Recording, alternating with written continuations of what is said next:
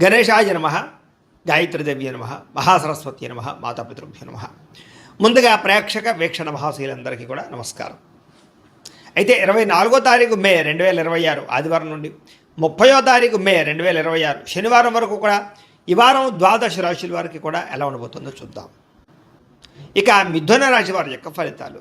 ఈ వారం మీ గోచార గ్రహగతులు కనుక చూసుకున్నట్లయితే కొంచెం ఇబ్బందికరమైన వాతావరణం కనపడుతుంది కాబట్టి జాగ్రత్తగా ఉండాలి. ముఖ్యంగా వ్యసన పరులకి ప్రమాదాలు ఉన్నాయి, స్నేహితుల వల్ల నష్టం కనపడుతుంది, కుటుంబ సభ్యుల మధ్య ఖర్చులు కనపడుతుంది, అలాగే సరిగ్గా మాట్లాడకపోవడం వల్ల ప్రేమించిన వాళ్ళు దూరం అవుతూ ఉంటారు కాబట్టి జాగ్రత్తగా ఉండాలి.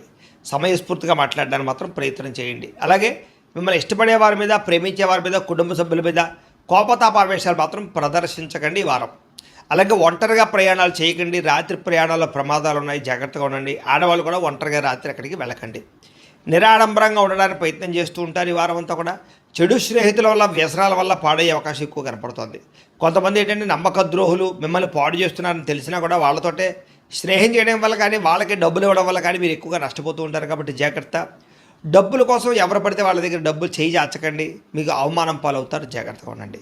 పరపురుష పరస్త్రీ వ్యామోహాలు, జోదము కానీ, కఠినంగా మాట్లాడడం కానీ, కోపంగా మాట్లాడడం వల్ల కానీ, లేదా గొడవలు పెట్టుకోవడం కానీ వీటి వల్ల ఎక్కువగా సమస్యలు ఎదుర్కొంటారు ఈ వారం, జాగ్రత్తగా ఉండాలి. అలాగే కోపతాప ఆవేశాల వల్ల మనసు పాడయ్యే అవకాశం కూడా కనపడుతుంది కాబట్టి కోపాన్ని అదుపులో పెట్టుకోవాలి.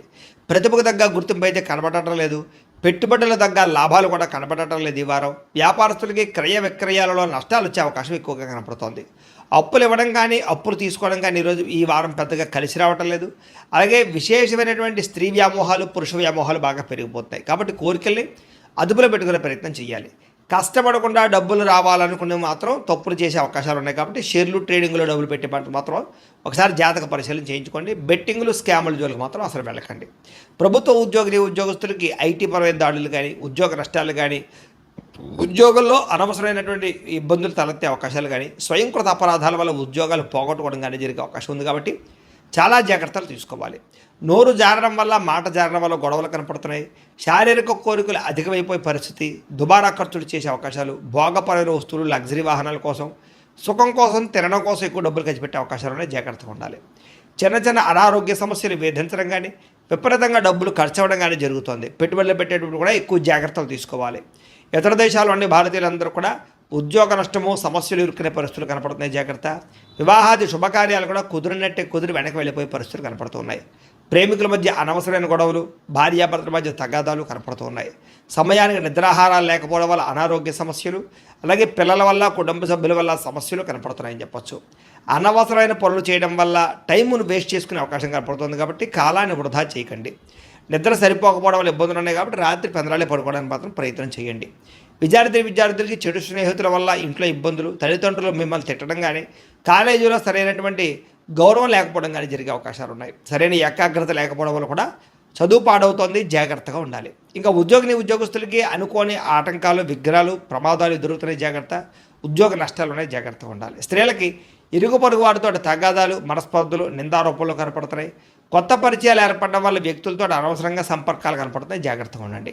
వ్యాపారస్తులకి ఆచితూచి వ్యాపార నియమాలు తీసుకోకపోతే కనుక ధన నష్టము, ఆర్థిక ఇబ్బందులు తలెత్తే అవకాశం ఉంది కాబట్టి వ్యాపారస్తులు ఆచితూచి వ్యవహరించవలసిందిగా తెలియజేస్తూ, అయితే ప్రేక్షకులకి ముఖ్యంగా మనకి ఏమిటయ్యా అన్నట్లయితే కనుక ఇప్పటిదాకా మేము చెప్పినటువంటి ఈ ఫలితాలన్నీ కూడా గోచార ఫలితాలు, అంటే ఈ రాశిలో ఉండేటటువంటి కోటాను కోట్ల మంది అందరికీ వర్తిస్తాయి కాబట్టి ఆ రకంగా వినే ప్రయత్నాన్ని చేయండి.